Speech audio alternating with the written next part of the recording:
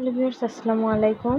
আশা করি সবাই ভালো আছেন। তো আমি আজকে আমার বাচ্চার জন্য পুডিং তৈরি করব আর আপনাদের সাথে একটু শেয়ার করতে এসেছি।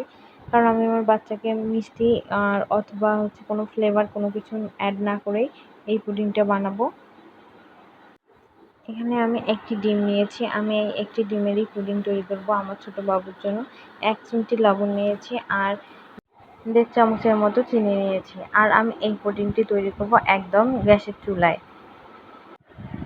দয়া করে ভিডিওটি প্রথম থেকে শেষ পর্যন্ত দেখবেন। তো আমি ডিম, চিনি, লবণ ফেটিয়ে নিব ভালোভাবে।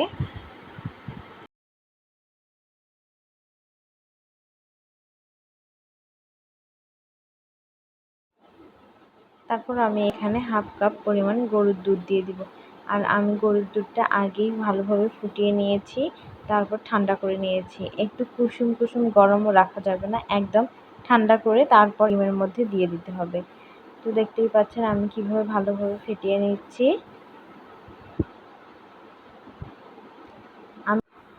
এখন আমি এই মিশ্রণটি একটা টিফিন বক্সের মধ্যে দিয়ে দিব। আপনারা চাইলে এটা কাপের মধ্যেও তৈরি করতে পারেন। তো আমার কাছে যেহেতু স্টিলের কাপ ছিল না, আমার একটা টিফিন বক্স ছিল, আমি এই টিফিন বক্সের মধ্যে এটা দিয়ে দেব। তারপর আমি গ্যাসের চুলার মধ্যে একটা প্যানে টিস্যু পেপার দিয়ে দিচ্ছি। তার উপর আমি টিফিন বক্সটা রেখে দিব আর এর মধ্যে আমি পানি দিয়ে দিব, দিয়ে আমি ঢাকনা দিয়ে ঢেকে দিব। ঠিক 10 থেকে 15 মিনিট পর আপনার এই পুডিংটি তৈরি হয়ে যাবে।